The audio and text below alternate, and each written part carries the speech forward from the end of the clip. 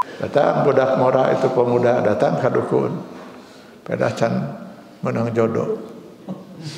Yang naon cek dukun? Ya jimat pamelet lah cenah heula. Lieur ieu teh cenah saya. Taya cenah pake cenah. Teu dina beubeur. Setiap perempuan yang kamu sukai pasti dia akan tergila-gila mengejar kamu. Teu dina beubeur. Begitu dia pulang, keluar ti si dukun. Pak Amprok jeung ibu-ibu. Terus dia ngomong ke temannya, si ibu-ibu tapi kasebeleun pisan kunaon? Ini asa di imah sorangan nu ngajago pisan. Cek batuna teh memang imah manehna. Nah saha kitu si ibu eta teh? Pamajikan si dukun. Har.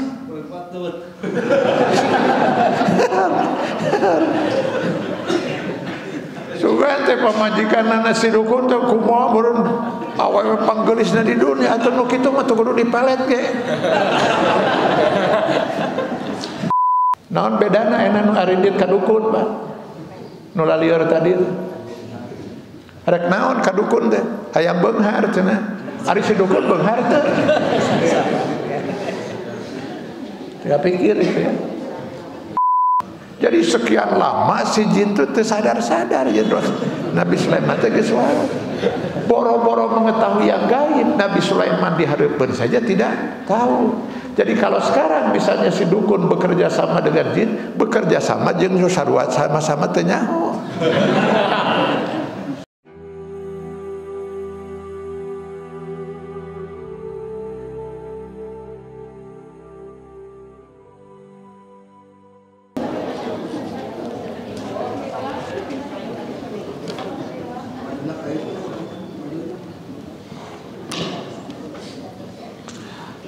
Bismillahirrahmanirrahim. Assalamualaikum warahmatullahi wabarakatuh. Bismillah, alhamdulillah. Wassalatu wassalamu ala Rasulillah wa ala alihi wa ashabihi wa mawala. Asyhadu an la ilaha illallah wahdahu la syarikalah wa asyhadu anna Muhammadan abduhu wa rasuluh. Allahumma salli wa sallim ala rasulina al-karim Muhammad sallallahu alaihi wasallam wa ala alihi wa ashabihi wa man tabi'ahu bi ihsan ila yaumiddin, amma ba'd. Bapak-bapak dan ibu-ibu, ikhwan akhwat rahimakumullah.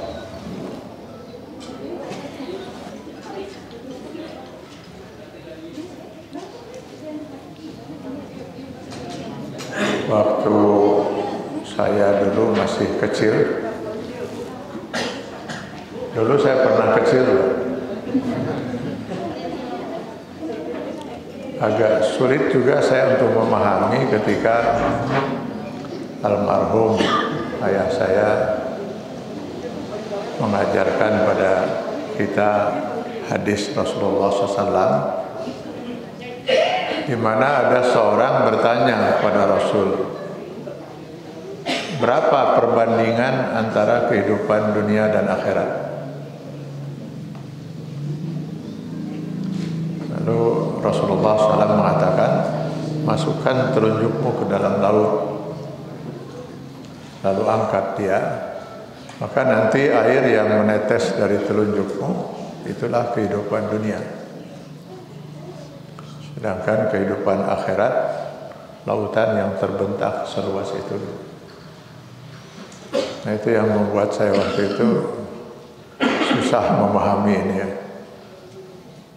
Bagaimana kehidupan di dunia diibaratkan oleh Rasulullah SAW seperti setetes air di lautan. Kita semua tahu bahwa bumi ini katanya 3/5-nya adalah lautan, yang dalamnya mencapai ada yang sampai sekian kilometer. Lalu apa artinya setetes air di lautan? Jadi setelah saya membaca beberapa kitab, terutama kitabnya Ibnul Qayyim Al-Jauziyah, nama kitabnya Hadil Arwah ila Biladil Afrah.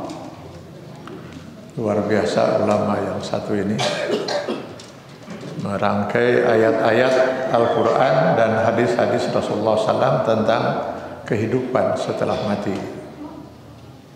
Barulah saya paham bahwa ternyata pernyataan Rasul SAW kehidupan dunia itu setetes air di lautan itu hanya sekedar tamsil saja. Sebenarnya setetes pun tidak. Bagaimana mungkin kita mau membandingkan kehidupan dunia yang fana dengan kehidupan akhirat yang kekal dan abadi? Abadi artinya tidak ada ujungnya. Kalau air laut bisa nggak dihitung berapa tetes? Bisa, Pak. Nanti sahan hitung lagi. Tapi bisa itu sebenarnya itu masih terhingga dia itu. Pasir di padang pasir bisa nggak dihitung berapa butir? Bisa. Hanya duka sahan hitung berapa bisa. Tapi yang namanya abadi berarti nggak ada ujungnya. Sementara kehidupan kita di dunia paling lama berapa tahun? Ibu rencana mau meninggal usia seberapa? Rencana, ibu rencana. Kan hari rencana kan kayak paling tinggi usia kita di dunia berapa tahun? Paling 200. Ya, 150 lah. Ya 100 lah. Besok udah 80 itulah. Ya paling umur kita cuma begitu. Sehingga nanti setelah kita meninggalkan alam dunia ini, kita akan menuju satu alam yang namanya alam barzah. Orang-orang tua kita sudah duluan di sana ya. Berapa lama kita di alam barzah? Nggak tahu. Tergantung kapan kiamat. Kalau nanti malam kita meninggal dunia, besok paginya kiamat, kan sepenting. Jadi kalau besok kita meninggal dunia, ternyata kiamat masih 1000 tahun lagi, 1000 tahun kita di alam barzah. Rasulullah SAW sudah 1600 tahunan. Nabi Adam lebih lama lagi. Kiamat, nanti baru kita masuk lagi alam mana? Alam mahsyar. Berapa lama di alam mahsyar? Buka. Dari alam mahsyar ke alam hisab. Berapa lama lagi di alam hisab? Duka. Dari alam hisab ke alam mizan, dalam mizan, alam sirat. Barulah manusia terbagi setelah alam sirat itu. Terbagi dua, sebagian terancam kekal di neraka jahanam, sebagian lagi kekal dalam kenikmatan di surga. Bapak Ibu rencananya pada kemana? Ke surga pasti gimana? Sekedar ditaruh sini itu. Nah, sehingga kekallah di sana. Jadi berapa panjang, masih panjang perjalanan hidup kita. Subhanallah, kehidupan yang abadi seperti itu, yang panjang tidak ada ujungnya itu. Apakah kita akan menikmati seluruh perjalanan itu sampai masuk surga atau tidak? Ditentukan oleh kehidupan yang setetes air di dunia ini. Betapa ruginya ya kalau sampai kita mengorbankan kehidupan yang abadi gara-gara setetes air kehidupan di dunia, lalu kita menghalalkan segala macam cara. Jadi tempat yang Allah sediakan itu hanya dua, surga dan neraka itu. Nah, pernahkah Bapak Ibu bertanya pada diri sendiri, andai kata besok kita meninggal dunia, ya mah andai kata, lamun, kira-kira kita masuk surga enggak? Ini mah lamun gitu. Kira-kira kita masuk surga enggak, Pak?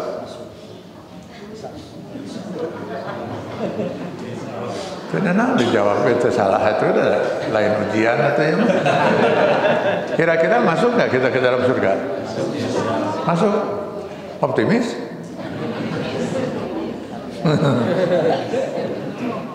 Tapi ngomong masuk itu juga lalaunan, kita juga itu yakin itu. Nah, mungkin ini pertanyaan yang ingin kita coba jawab ya dalam pertemuan kita kali ini. Andai kata kita meninggal dunia, apakah kondisi kita sekarang seperti ini nih punya hak untuk masuk surga Allah?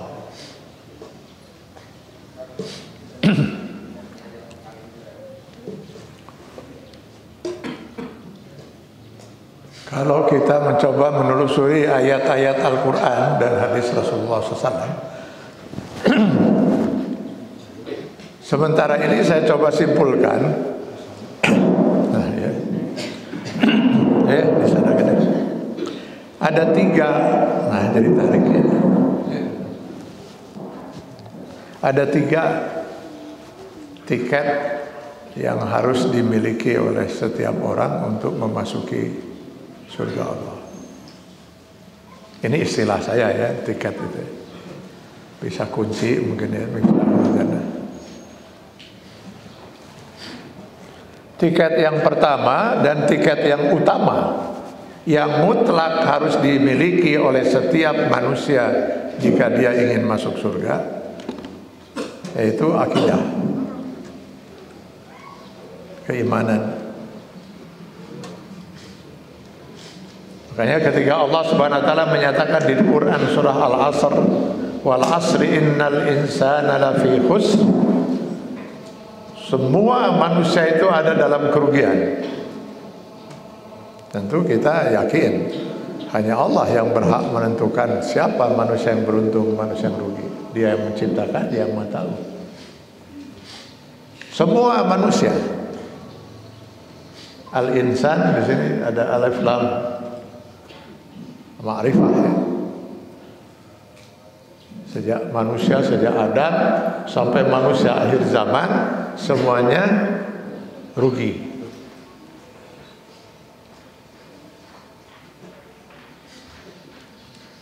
Jadi yang rugi ini ya tidak menikmati kehidupan di dunia, di akhirat neraka kan itu.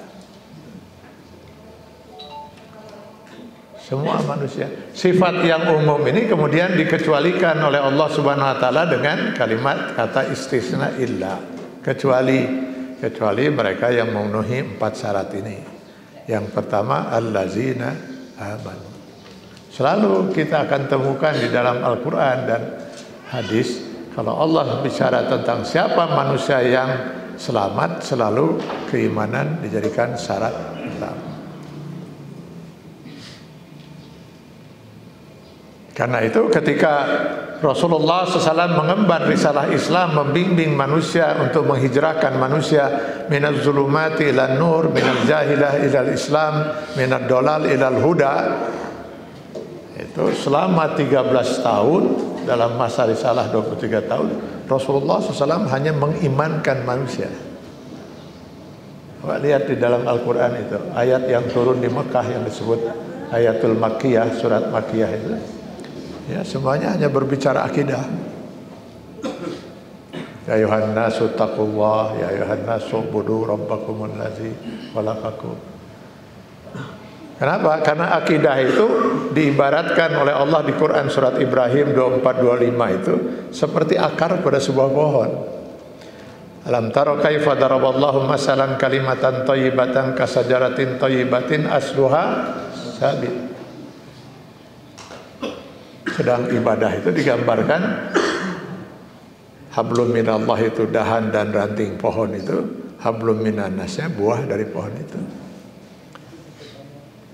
Gak usah kita membayangkan pohon itu apalagi buahnya, tidak mungkin buahan kalau akar itu sudah rusak. Sebab pohon itu akan segera mati. Ya kan itu. Jadi akidah ini sesuatu yang terpenting dari kehidupan manusia di mata Allah Subhanahu wa taala. Maka dia menjadi tiket pertama dan tiket utama. Mutlak harus dimiliki. Akidah yang didasari oleh kalimat tauhid la ilaha illallah. Man kana akhir kalamihi la ilaha illallah dakhala jannah. Barang siapa yang sampai akhir hayatnya dia tetap berpegang dengan akidah yang benar yang didasari oleh kalimat tauhid la ilaha illallah, pasti dia masuk surga. Jadi kalau tadi pertanyaan, apakah kalau besok kita meninggal dunia pasti kita masuk surga? Ya, selama kita berpegang selama ini dengan akidah yang benar, pasti masuk surga. Cuman belum menjamin apakah kita harus mampir di neraka dulu atau itu. Hari masuk surga sudah pasti. Nah, untuk menjamin kita bisa masuk surga tanpa harus mampir di neraka, nah, nanti kita butuh 2 tiket lagi. Gitu. Dari sinilah kita memahami kenapa mereka yang mati tanpa akidah yang benar, tanpa kalimat tauhid la ilaha illallah, jangan berharap mereka bisa masuk surga 1 detik pun. Dari sinilah kita memahami kenapa orang yang mati dalam kekafiran, apapun bentuk kekafirannya itu, mereka terancam kekal di neraka jahanam. Innal ladzina kafaru min ahlil kitab wal musyrikin fi nari jahannam khalidina. Kekal mereka. Kenapa mereka kekal di neraka? Kenapa mereka tidak bisa menikmati surga sedetik pun? Ya, itu nggak punya tiketnya. Tiketnya itu akidah yang benar yang didasari oleh kalimat tauhid la ilaha illallah. Nah, sekarang pertanyaannya, betulkah kita sudah termasuk orang yang beriman? Benarkah kita sudah memegang tiket itu? Sebab nanti kalau kita lihat di dalam prinsip yang dinyatakan dalam Al-Quran dan Sunnah, tiket ini betul-betul tidak boleh cacat sedikit pun. Kalau kesolehan nanti masih mungkin itu orang rada soleh, tepati soleh, tersoleh, soleh. Tapi tidak ada istilah rada mukmin. Jadi akidah itu harus murni, Pak. Jadi kalau diibaratkan tadi saya ibaratkan dengan tiket itu, tiket ini nggak boleh sobek sedikit pun. Nah, pertanyaannya, betulkah kita termasuk orang yang beriman? Kenapa ini harus kita pertanyakan lagi? Karena tidak semua orang yang mengaku beriman itu mukmin menurut Allah. Buktinya, kita baca Quran surat Al-Hujurat ayat 14. Di mana Allah mengkisahkan di dalam ayat ini, suatu ketika pernah datang sekelompok orang-orang Arab Badui. Arab Badui itu Arab pegunungan, ya. Mereka datang lalu menemui Rasulullah SAW dan menyatakan keimanan mereka di hadapan Rasul SAW. Qalatil Arabu amanna. Berkata orang-orang Arab Badui itu, kami telah beriman. Rasulullah Muhammad SAW sudah siap menerima keimanan mereka. Kenapa?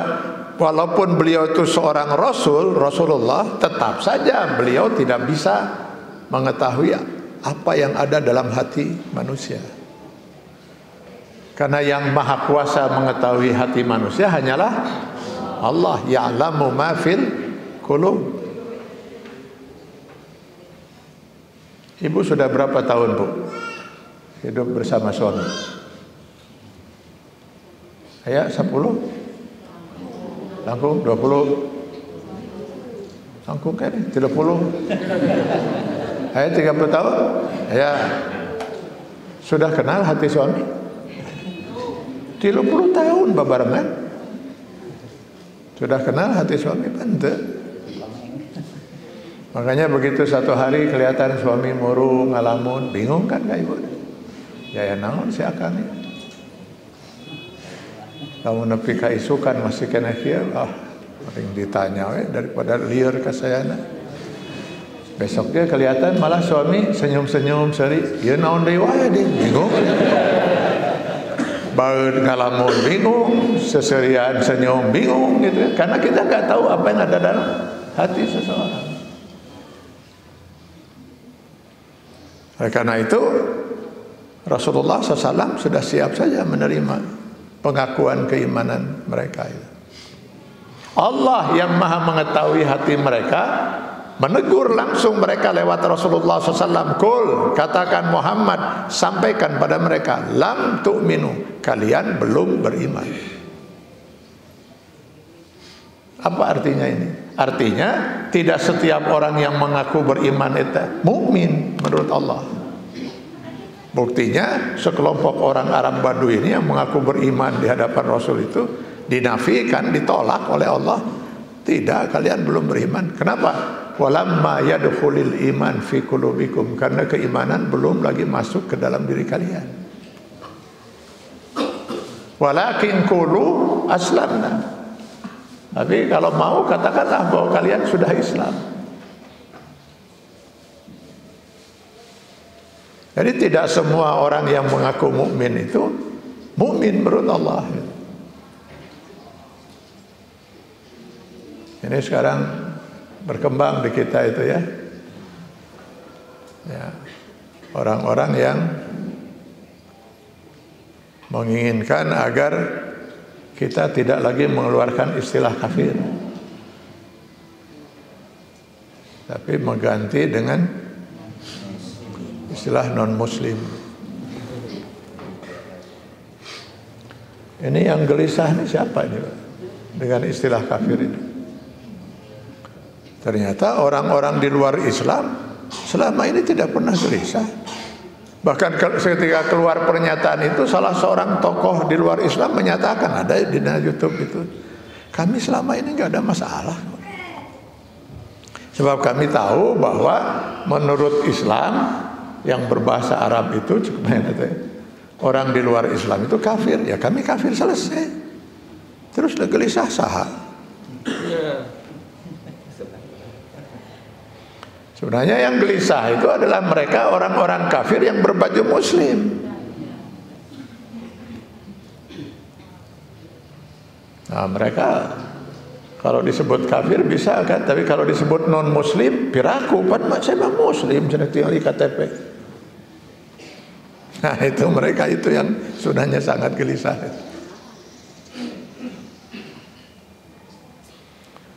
Atau sekarang ini ada tuduhan lagi. Kalau kita menyatakan ini kafir ini, oh itu kelompok takfiri. Macam gaweana dengan ngakafir-kafirkeun batur. Jadi semakin Islam itu dipinggirkan sedemikian rupa, semakin fungsi Al-Quran itu tidak lagi hidup dalam kehidupan umat Islam.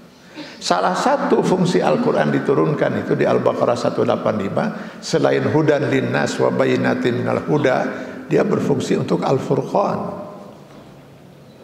Sebagai pembeda, pemisah, harusnya dengan mudah setiap umat Islam itu membedakan anu mukmin teh nu kieu, nu kafir kieu, nu halal kieu, nu haram kieu, ini hak, ini batil.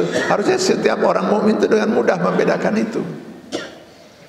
Tapi sekarang malah itu dibuat menjadi abu-abu. Malah istilah kafir sudah tidak harus dihilangkan. Tidak ada kan istilah non-muslim gitu. Makanya kudu diganti Al-Quran. Qul ya ayyuhal kafirun, qul ya ayyuhal non-muslim. Kudu diganti itu Al-Quran. Nah, itu mereka ya sebenarnya yang gelisah. Lalu menuduhlah orang-orang ini yang sering mengkafirkan itu.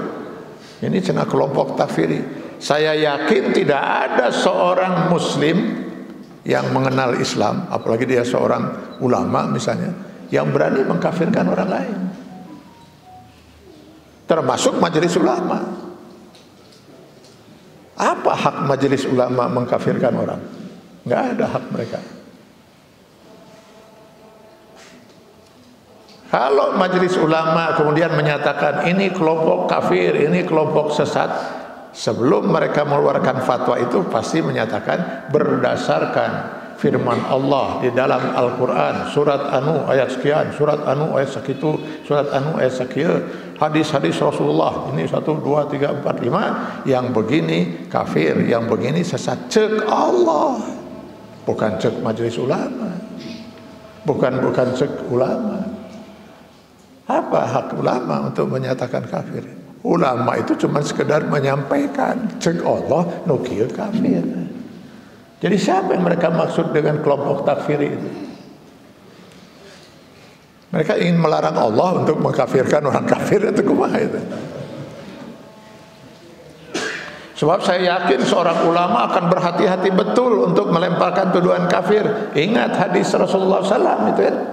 Barang siapa yang mengkafirkan seseorang lalu tidak terbukti orang itu kafir, maka kekufuran kembali pada yang melemparkan. Maka seorang ulama berpikir 1000 kali untuk berani itu. Kalau bukan yakin menurut Allah dan Rasulnya memang ini sudah masuk ke dalam kekufuran. Atau lagi ditambah lagi begini, bagaimana kita menuduh seseorang itu kafir? Padahal meureun hatena mah henteu. Nya teuing hari hatena mah. Bukan urusan kita hatinya. Sekarang mari kita balik, Pak. Katakanlah ada seorang sekarang duduk di sebelah saya.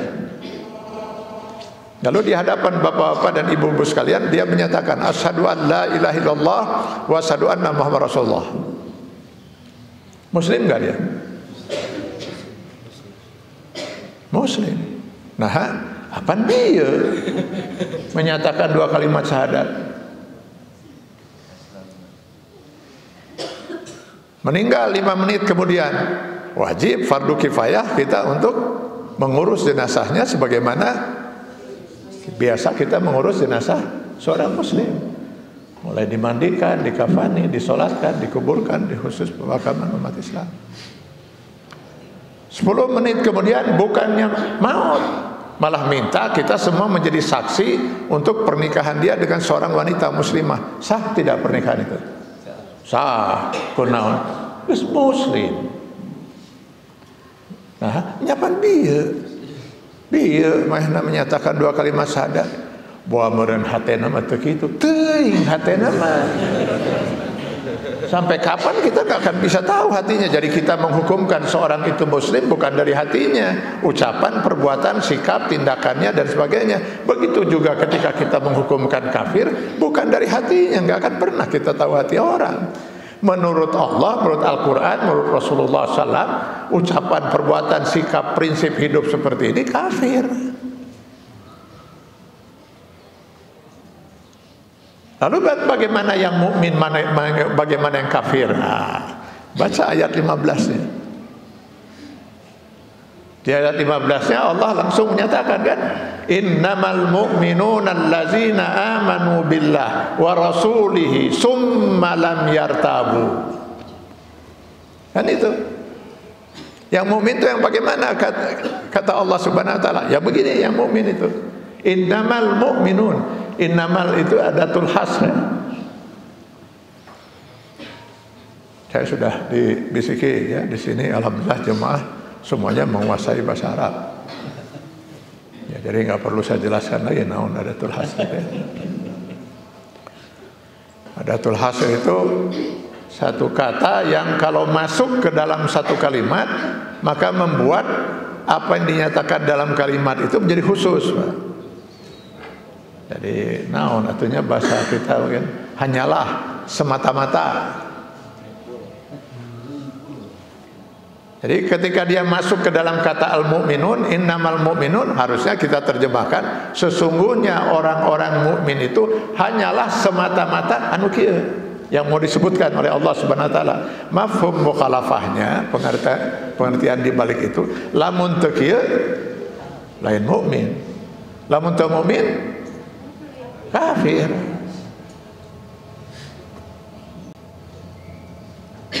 Allah itu hanya memberikan satu di antara 2 pilihan, Pak. Silakan baca Quran surat Al-Kahfi 29. Wa qulil haqqu min rabbikum faman syaa'a falyu'min wa man syaa'a falyakfur. Pilihannya cuma satu di antara 2, beriman atau kafir. Maka manusia itu hanya terbagi dua apa? Lamun teu mukmin kafir, lamun teu kafir mukmin.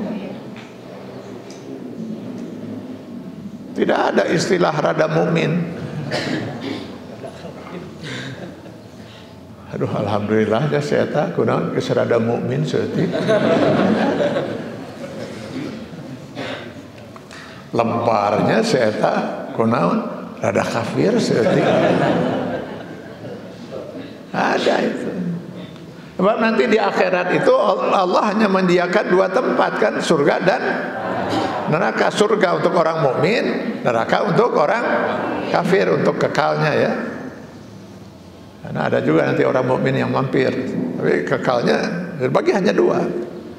Terus nur rada mukmin, rada kafir di mana? Nggak ada itu.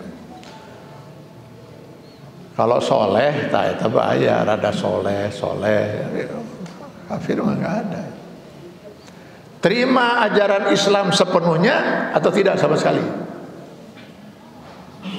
Makanya dikatakan di dalam ayat itu, innamal mu'minuna allazina amanu billah wa rasulihi. Sesungguhnya orang-orang mukmin itu hanyalah mereka yang beriman kepada Allah dan beriman pada Rasulullah. Beriman pada Allah, beriman pada 6.666 ayat Al-Quran. Nah, ini soal bilangan berbeda-beda lah, itu pokoknya Al-Quran ya. Yang itu gak pernah ada satupun Al-Quran insyaAllah yang berbeda.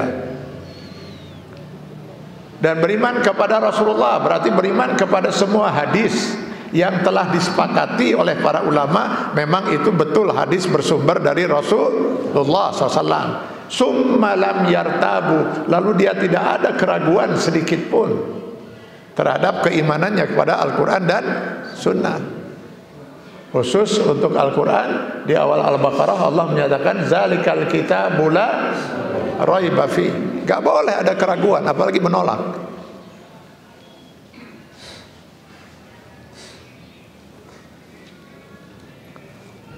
Hadirin kenal iblis tidak?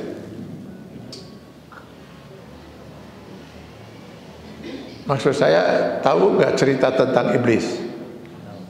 Nya eta maksudnya lain kenal wau itu. Kira kue orang wau jeung iblis. Siapa iblis? Jelas Allah menyatakan di Quran surat Al-Kahfi 50, kana minal jin fa fasaqa an amri rabbi. Iblis itu berasal dari kelompok jin. Jadi keliru besar kalau ada orang menyatakan iblis itu berasal dari kelompok malaikat. Jelas Al-Kahfi 50 menyatakan itu.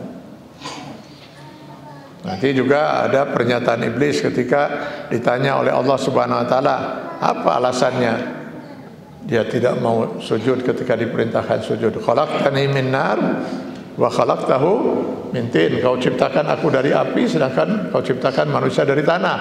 Yang diciptakan dari api jin, malaikat diciptakan dari cahaya. Dan malaikat boro-boro kafir, nggak ada malaikat kafir. Jangankan kafir, maksiat pun tidak ada. La ya'sunallah ma amarahum wa yaf'aluna ma yu'marun. At-Tahrim ayat 8. Yang kafir itu makhluk Allah itu cuma dua, Pak. Jin dan manusia. Karena hanya dua makhluk ini saja yang diberi hak oleh Allah untuk memilih. Sementara yang lain sudah ditakdirkan oleh Allah muslim semua. Makhluk selain jin dan manusia itu muslim semua. Ini tembok-tembok ini muslim, Pak. Batu muslim, gunung muslim. Jangan dikira mereka itu bukan makhluk hidup, semuanya makhluk hidup. Cek Al-Quran. Maka nanti kita lihat dalam Al-Quran gunung-gunung bertasbih. Gunung-gunung bertasbih. Walakin la tafqahuna tasbihahum. Hanya saja engkau tidak memahami tasbih mereka. Mereka bisa ketawa benda-benda ini. Kadang-kadang ceri cek Al-Quran. Ketika Fir'aun mati, modar. Ya pantasnya ke Fir'aun modar gitu ya. Kata Al-Quran, tidak ada satupun tempat di bumi dan langit yang menangis. Nggak ada yang sedih. Ya, paling syukur ya saya. Maka kemudian kata Sayyidina Ali radhiyallahu an, sebaliknya ketika seorang mukmin yang soleh itu meninggal dunia, maka banyak tempat di bumi dan langit yang akan menangis. Di bumi tempat yang pernah mereka pergunakan untuk beribadah, terutama sujud. Allahu Akbar. Mudah-mudahan ya kalau nanti kita meninggal dunia, itu tempat yang pernah kita pakai sujud waktu sholat, duka di Bandung, duka di mana, itu semua tempat itu menangis. Kenapa? Karena mereka sedih tidak akan lagi dipergunakan oleh Bapak Ibu untuk bersujud. Lalu tempat di langit, tempat mengalirnya amal ibadah kita kepada Allah Subhanahu wa taala. Rasulullah SAW pernah berada di atas Gunung Uhud bersama Abu Bakar dan Umar radhiyallahu anhuma. Saking gembiranya itu Gunung Uhud, di atasnya ada Rasul gitu. Maka Gunung Uhud itu motah. Motah tenan itu bahasa Indonesia. Ya? Memotah lah, memotah gitu. Wayang itu. Saking bahagianya. Abu Bakar dan Umar radhiyallahu anhuma nggak ngerti disabranya aya gempa, sehingga takut dengan keselamatan Rasulullah SAW. Melihat situasi itu, Rasul kemudian mengatakan, hai Gunung Uhud, berhentilah bergoyang. Bersama saya ada 2 orang yang sudah ketakutan. Berhenti. Ini ada hadis tingkatannya mutawatir. Tidak ada satupun ahli hadis yang ragu dengan kesahihannya. Dulu di masjid di masa Rasulullah SAW,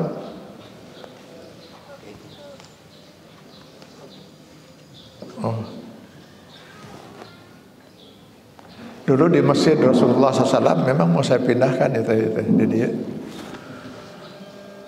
Itu kalau ini rumah Rasul, ini rumah Rasul, ini masjid. Ini meja ini masjid ya, gambarkan ya. Ini rumah Rasulullah SAW kan samping masjid.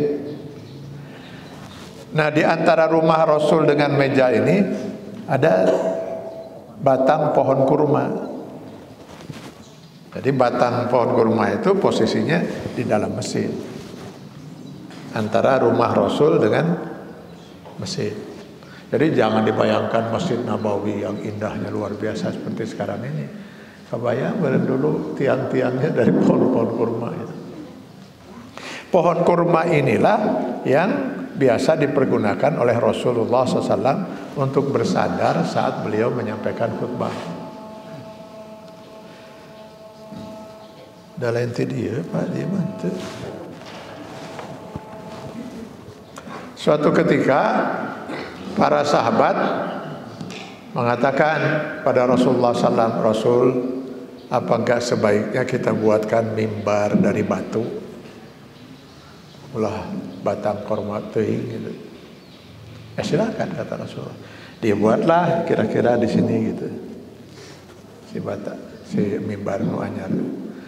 Begitu mimbar ini selesai dibuat para sahabat, Rasul pun berkhutbah di sini.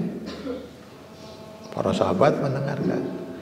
Begitu beliau mengawali khutbahnya, nah semua mendengar sahabat itu. Makanya ini hadisnya jadi mutawatir karena yang meriwayatkan sangat banyak.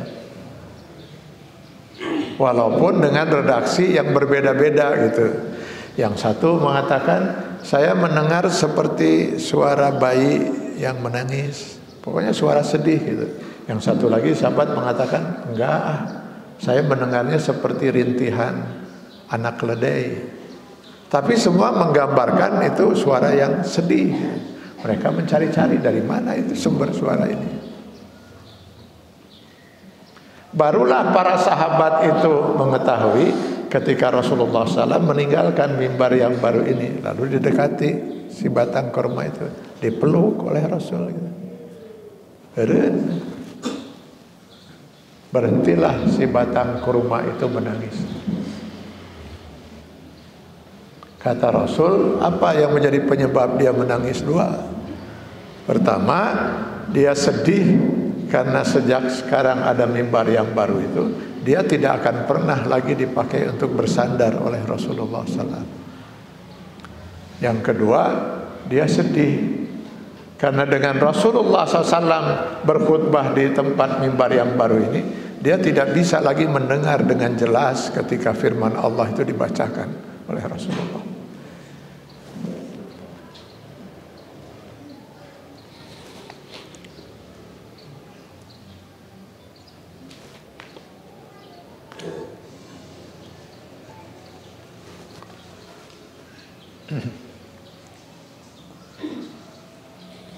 Punten.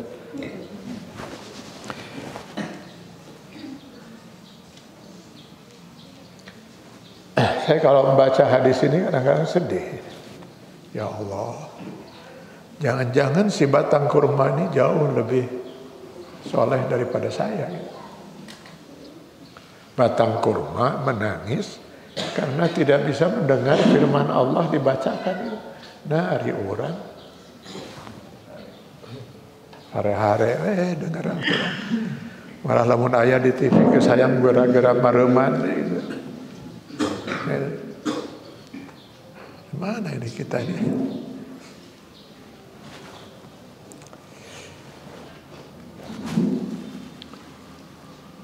Jadi mimbar inilah yang sekarang dikatakan oleh Rasul itu baina hujrati, antara rumahku, wa mimbari, dan mimbarku, raudatun min riyadil jannah. Raudah inilah raudah antara mimbar, antara rumahku dan mimbar yang dibuat oleh para sahabat itu.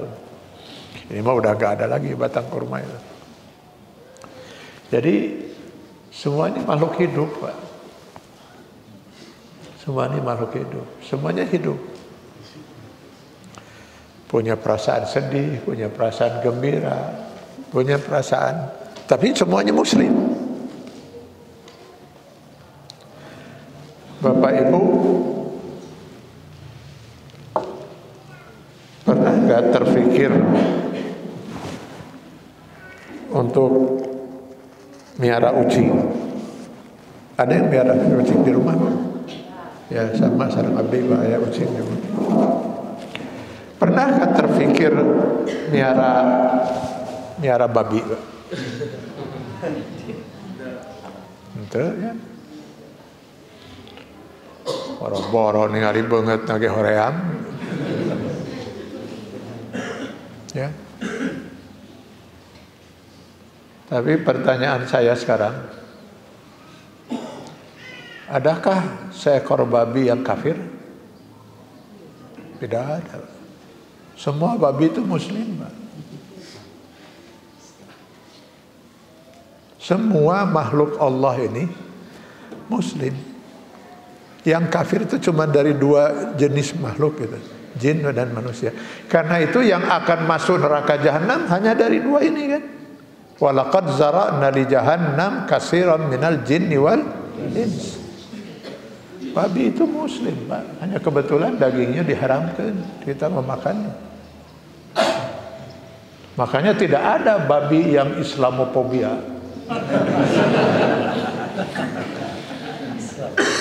Tidak ada babi mengikuti aliran sesat. Ya. Semua itu.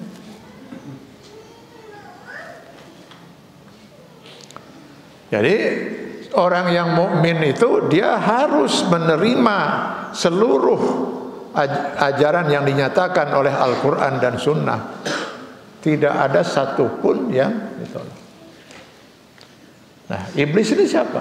Kana minal jin, berasal dari jin. Jadi kalau kita baca di dalam Al-Quran, jin dan manusia itu makhluk yang hampir sama, Pak. Cuman beda bahan ciptaan. Kalau mereka diciptakan dari api, kita dari tanah. Kalau yang lainnya hampir semua sama. Jin ada jin laki-laki, ada jin perempuan, ada yang menikah, ada yang melahirkan, ada yang maut. Dua saja. Ada yang mukmin, ada yang kafir, nu mukmin, anu soleh, anu ahli maksiat. Sarua, Pak. Sama itu. Dan mereka juga punya batas umur yang tertentu gitu. Umur tertentu maut. Ada yang lahir lagi. Dan mereka juga terdiri dari suku-suku seperti kita manusia. Suku yang paling terkenal dari kelompok jin itu yang dikenal dengan jin ifrit, yang kemudian menjadi pilihan Nabi Sulaiman alaihissalam itu. Nah, mereka ini merasa mereka lah yang paling pinter, si ifrit itu, si jin ifrit itu. Karena mereka merasa paling pintar dibanding kelompok-kelompok jin yang lain, maka mereka membentuk kelompok eksklusif. Namanya jaringan ifrit liberal.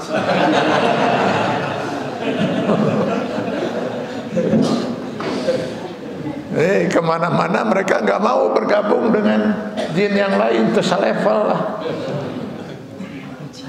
Maunya mereka hanya bergabung dengan malaikat. Lamun jeung malaikat cenah baru kita salevel. Itulah sebabnya ketika Allah memerintahkan kepada para malaikat, di antaranya di Al-Baqarah 34, wa izqulna lil malaikati isjudu li Adam, sujudlah kalian kepada Adam, fasajadu, sujud malaikat. Nah, malaikat enggak ada yang kafir, enggak ada yang maksiat, sujud, perintah sujud, sujud. Ini perintah Allah.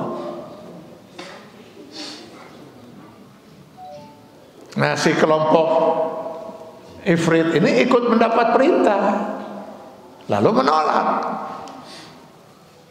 Aba wastakbar. Mereka menolak, lalu mereka takabur, sombong. Khalaqtani min nar wa khalaqtahu min tin. Engkau ciptakan aku dari api, sedangkan engkau ciptakan manusia dari tanah. Dari bahan ciptaan jelas kami lebih mulia. Ini Allah terbalik, Allah yang buat aturan teh kumaha jadi dibalik ieu. Si ifrit. Harusnya Adam yang diciptakan dari tanah yang sujud pada kita, terbalik Allah. Gara-gara hanya menolak satu aturan Allah ini, gugurlah keimanan iblis yang 80.000 tahun itu. Iblis dengan keturunannya. Iblis itu diciptakan lebih dulu dari kita manusia, Pak.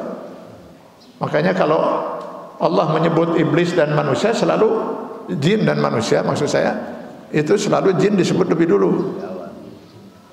Wa ma khalaqtul jinna wal insa illa liya'budun. Az-Zariyat 56. Surat An-Nas, allazi waswisu fi sudurin nas minal jinnati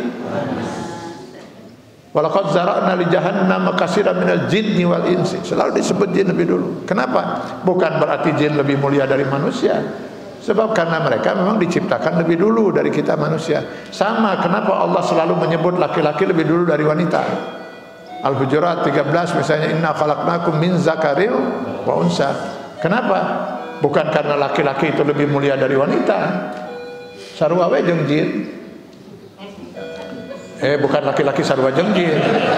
Sarua jeung jin itu jadi diciptakan lebih dulu. Adam laki-laki itu diciptakan lebih dulu dari Hawa. Mana itu? Soal mulia, inna akramakum indallahi atqakum. Yang paling mulia yang paling bertakwa. Itu konon mereka itu dulu hidup di alam bumi ini. Mereka di bumi ini hidupnya. Selama 80.000 tahun, menurut riwayat yang dikutip oleh Imam Al-Ghazali dalam kitab Minhajul Abidin, wallahu alam bisawab. Riwayat ini gitu. Katanya 80.000 tahun. Tapi ada benarnya kalau mereka di sini jelas ya. Kalau dalam tafsir Ibnu Katsir di antaranya itu ketika Allah menyatakan inni ja'ilun fil ardi khalifah, saya bermaksud menciptakan makhluk baru untuk menjadi khalifah di muka bumi. Maka para malaikat kemudian mengatakan, ataj'alu fiha man yufsidu fiha wa yasfiku dima? Adakah Allah engkau akan menciptakan lagi makhluk baru bernama manusia yang nantinya hanya akan membuat kerusakan di muka bumi dan saling menumpahkan darah sesamanya? Dari mana itu malaikat tahu? Kan nggak bisa malaikat meramal jika dukun-dukunnya. Dan nggak mungkin malaikat meramal. Dan semua makhluk itu tidak ada yang bisa mengetahui yang gaib. Alimul ghaib fala yuzhiru ala ghaibihi ahadan illa man irtada man rasul. Hanya Allah yang Maha mengetahui yang gaib. Yang bagus. Tukang waradul saja semuanya itu. Para dukun, paranormal, nulalieur itu. Tapi anehnya di orang mah payu nulalieur. Wah nuka darinya teh nulalieur unggul oge di saruana gitu. Jadi robana nulalieur semuanya. Ya. Karena nanti kita ingin lihat jangan-jangan nulalieur ini bukan hanya lalieur saja. Tapi sudah gugur tiketnya. Ya kan? Man ata urafan aw kahinan fasa'alahu wa sadaqahu laqad kafara bima anzala ala Muhammad, kan itu. Barang siapa yang mendatangi dukun, tukang ramal, lalu dia bertanya, minta diramal, lalu dia yakin dengan ramalan si dukun itu, lalu maka sungguh dia telah mengkufuri ajaran yang diturunkan pada Nabi Muhammad, ajaran Islam. Kufur. Sedih saya kalau lihat ini. Jadi pantas cek Allah ngan saeutik nu bakal asup surga. Itu ya. Nantilah kita bicara itu ya. Betapa masih banyak saudara-saudara kita memakai baju Islam tapi sudah melakukan tindakan kemusyrikan. Jadi benar itu tiket ada di tangan. Sebelum itu kita lihat itu si iblis itu. Iblis saja hanya karena mengkufuri satu aturan Allah.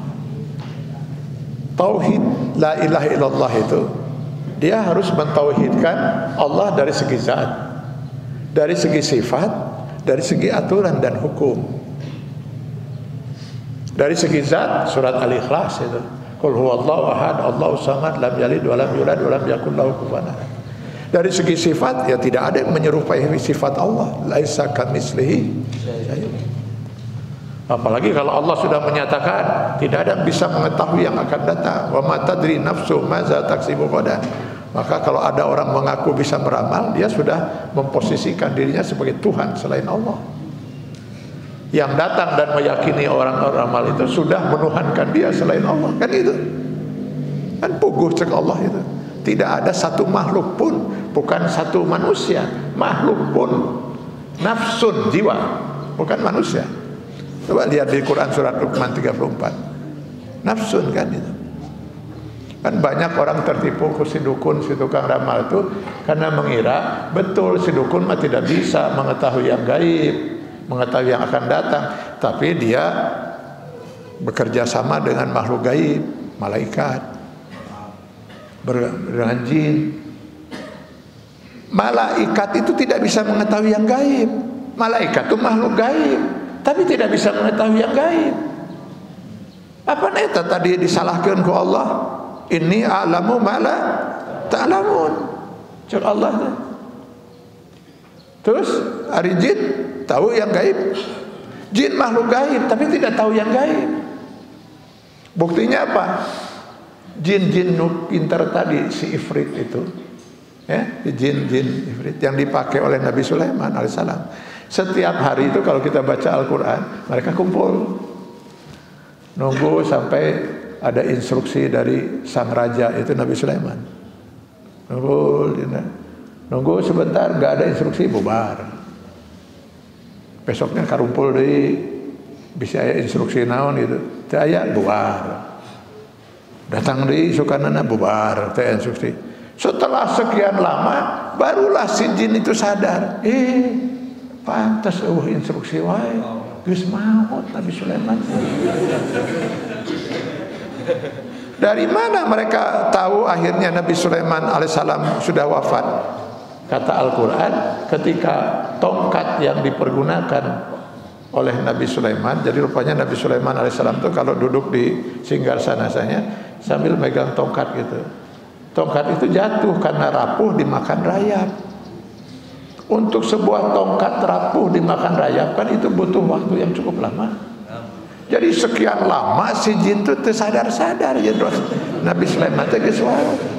Boro-boro mengetahui yang gaib, Nabi Sulaiman dihareupeun saja tidak tahu. Jadi kalau sekarang misalnya si dukun bekerja sama dengan jin, bekerja sama jeung sarua sama-sama teu nyaho. Itulah banyak orang yang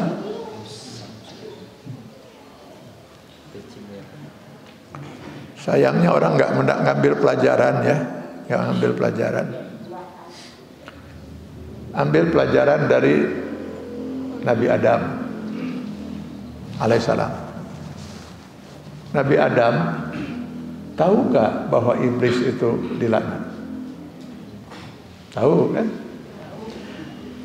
Nabi Adam sebenarnya waktu itu belum nabi, baru manusia pertama, sempat melanggar aturan Allah ya. Kalau Nabi nggak mungkin lah, dimaksum ya. Nabi Adam tahu nggak bahwa iblis itu ketika dilaknat merengek-rengek, minta kepada Allah supaya dia dikekalkan. Sebab kalau dia tidak minta kekal dia harus mati. Saya katakan tadi jin itu dia punya waktu tertentu hidupnya dia mati.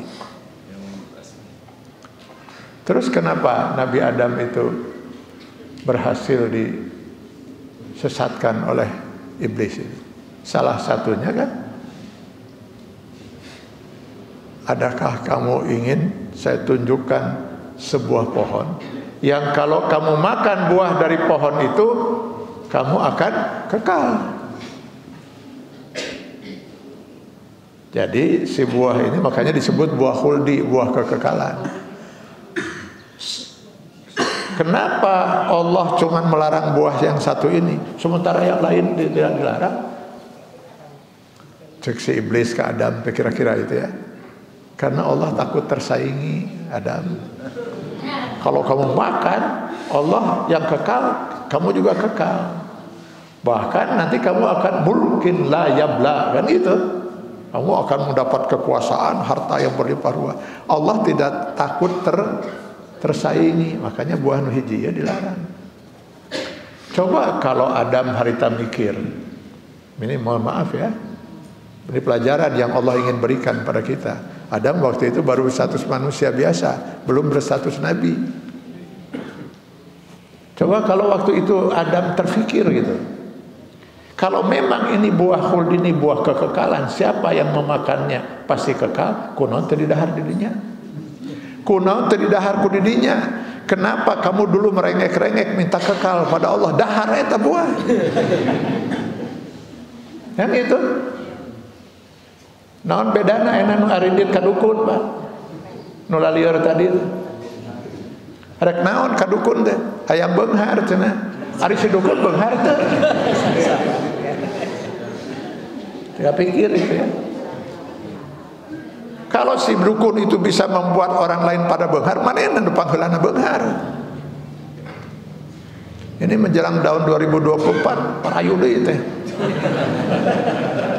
Dulu ada dukun yang sampai masang tarif, saya lihat di TV itu. Lamun hayang jadi anggota DPRD sakitu, DPR sekian miliar. Lamun hayang jadi menteri sekian. Lamun hayang jadi presiden RI hiji, dia pasang tarif berapa? 1 triliun. Hari mainnya tuh hayang jadi menteri. Lamun bisa dia mengarahkan orang jadi menteri, kunaha naon kunaon mainan teu heula jadi menteri atau jadi presiden. Teka pikir gitu ya. Geus dicontohan ku Allah itu antara Adam dan iblis. Datang budak mora itu pemuda datang ka dukun. Pedah can menang jodoh. Yang naon cek dukun? Ya jimat pamelet lah cenah heula. Iya dia cenah saya. Taya cenah pake cenah. Tendeunina beubeur. Setiap perempuan yang kamu sukai pasti dia akan tergila-gila mengejar kamu. Tendeunina beubeur. Begitu dia pulang, keluar ti si dukun. Pak Amprok jeung ibu-ibu.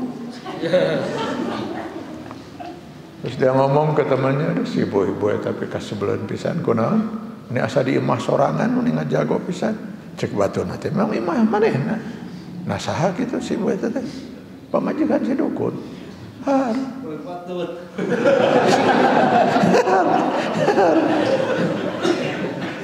Sugan teh pamajikanna si dukun teh kumaha beureun awewe panggelisna di dunia atuh nu kitu mah teu kudu dipelet ge.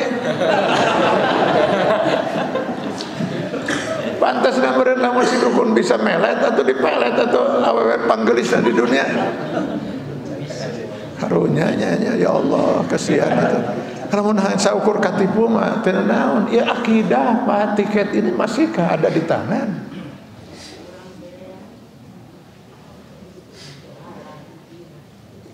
Gara-gara si iblis itu menolak satu aturan Allah, gugur keimanan iblis selama 80.000 tahun. Sekarang bagaimana dengan mereka yang mengaku muslim lalu menolak sekian aturan dan hukum Allah? Apakah mereka itu tidak lebih iblis daripada iblis?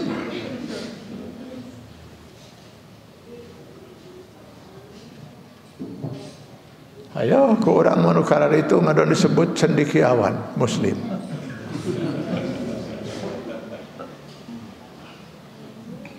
Ya tidak semua cendekiawan muslim, tapi ada beberapa cendekiawan muslim. Malah dulu ada yang sangat terkenal itu cendekiawan muslim. Suatu ketika dia datang ke YIN Bandung. Dulu masih namanya YIN, sekarang UIN. Bersama istrinya, ceramah sang cendekiawan. Jadi selesai ceramah, ada tanya jawab. Seorang mahasiswi bertanya, menurut Bapak, apa hukum wanita menutup aurat, berjilbab gitu? Seperti yang dilakukan oleh muslimah sekarang ini. Itu mah budaya Arab.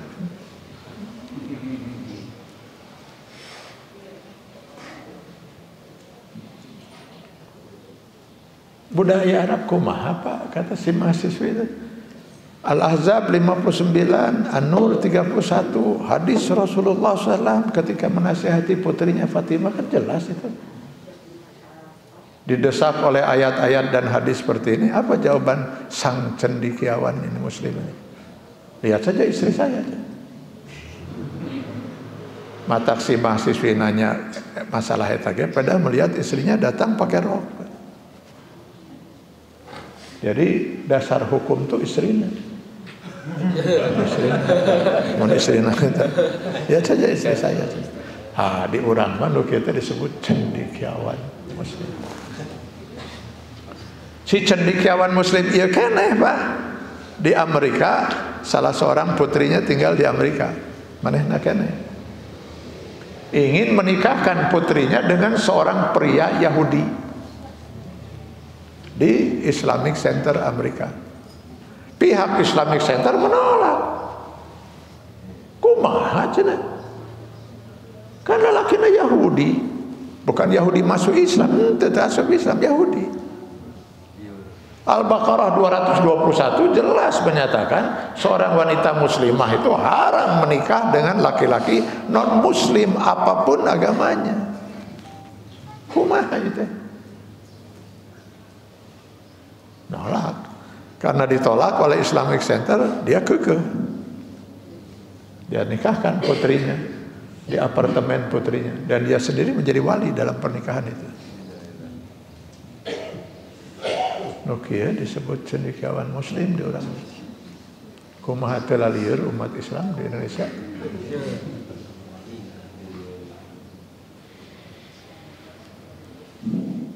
Maka ketika yang bersangkutan meninggal, Saya termasuk yang mengharamkan diri saya untuk menyolatkan.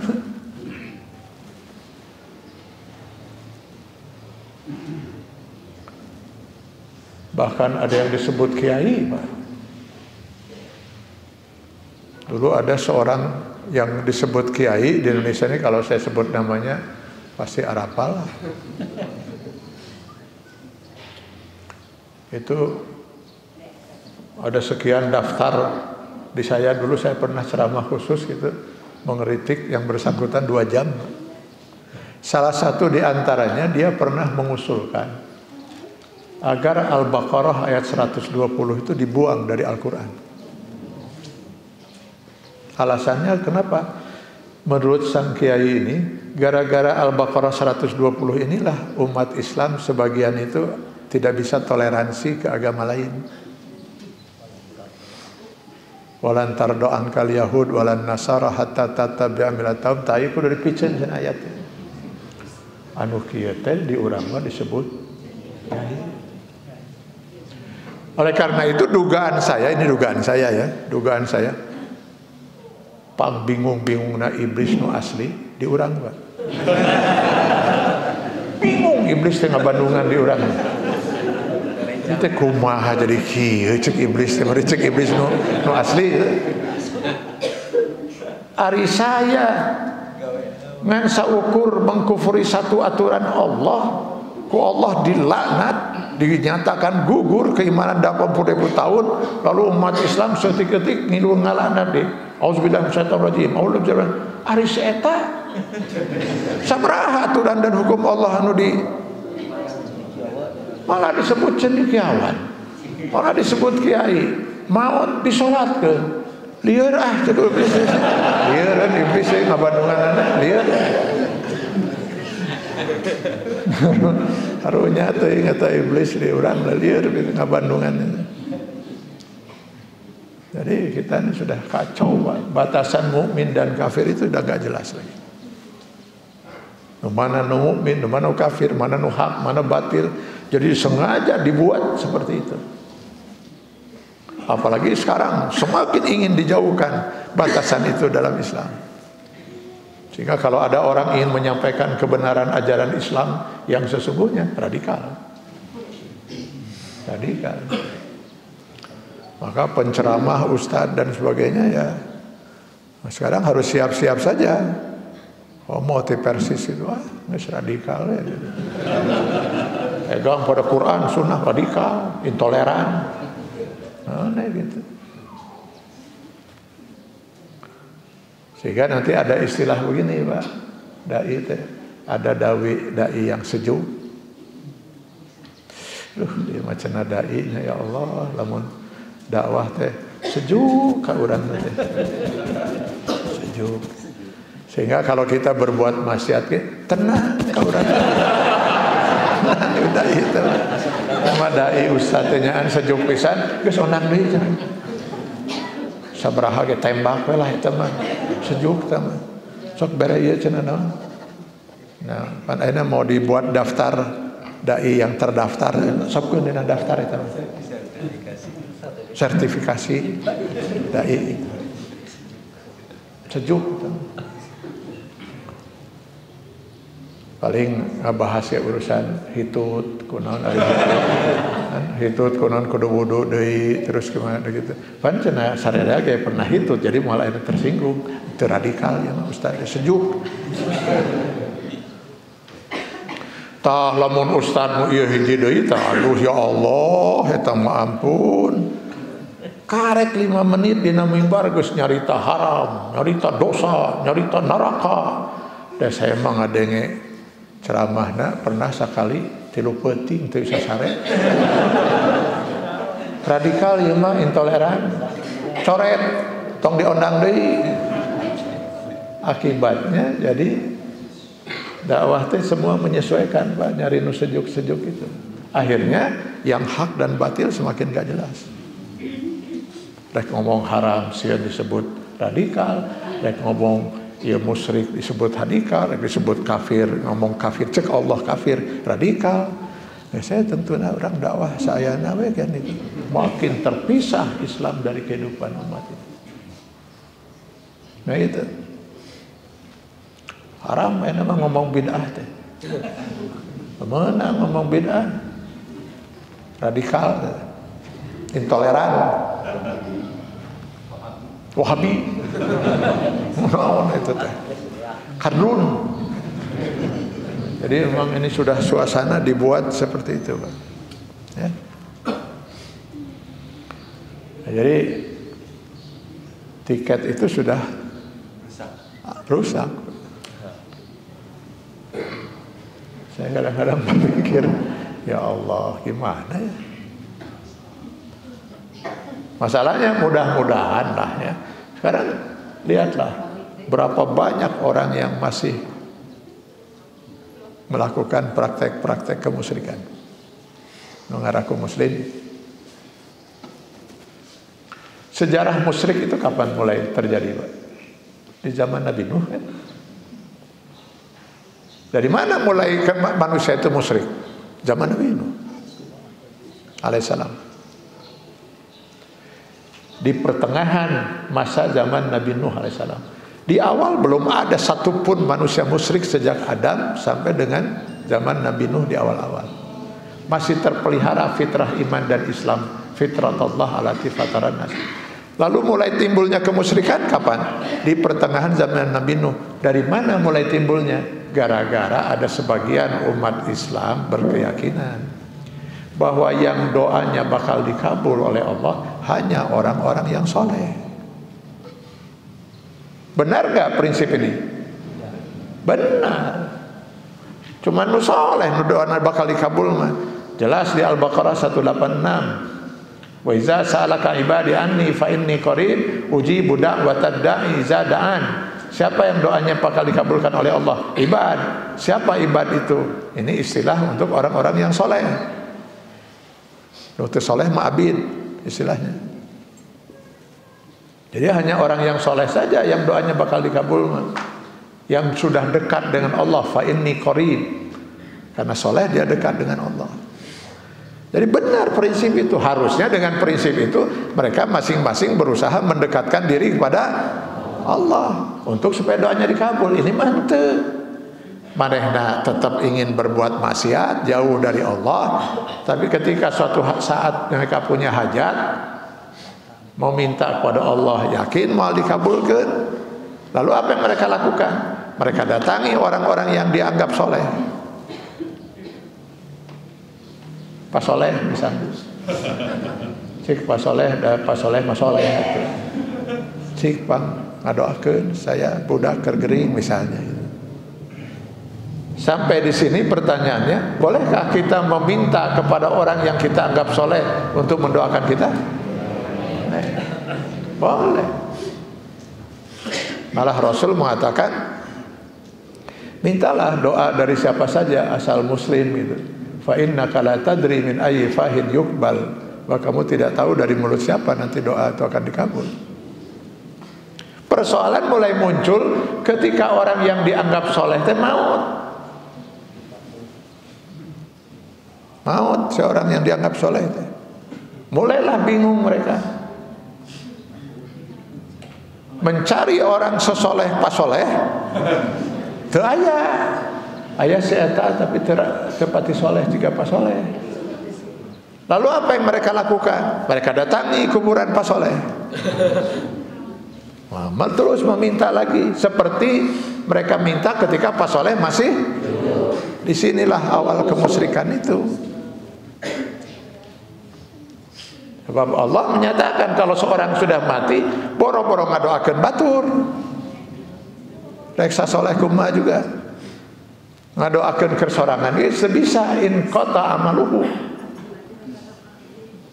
Malah jangankan setelah meninggal, saat sakratul maut sudah tutup buku itu.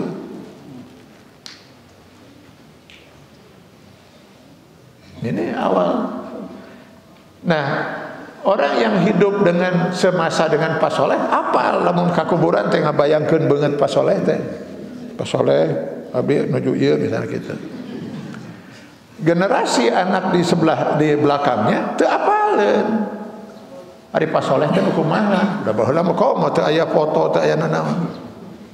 Supaya generasi yang belakangan itu jangan sampai terapal kumaha banget Pak Soleh, dibuatlah akhirnya patung Pak Soleh. Buatlah patung Pak Soleh sehingga orang nggak perlu lagi datang ke kuburan, cukup dengan patung-patungnya itu. Ini untuk satu kelompok. Kelompok yang lain yang dianggap soleh bukan Pak Soleh, Pak Anu, maut, dibuat juga patung Pak Anu. Masing-masing kemudian membawa patung-patungnya akhirnya itu ke Ka'bah. Sehingga ketika Rasulullah SAW diutus menjadi Rasul, di sekitar Ka'bah itu sudah ada 360 patung. Dari mana 360 patung itu? Orang-orang yang dulunya dianggap soleh. Inilah awal kemusyrikan. Sekarang praktek yang seperti ini masih ada enggak?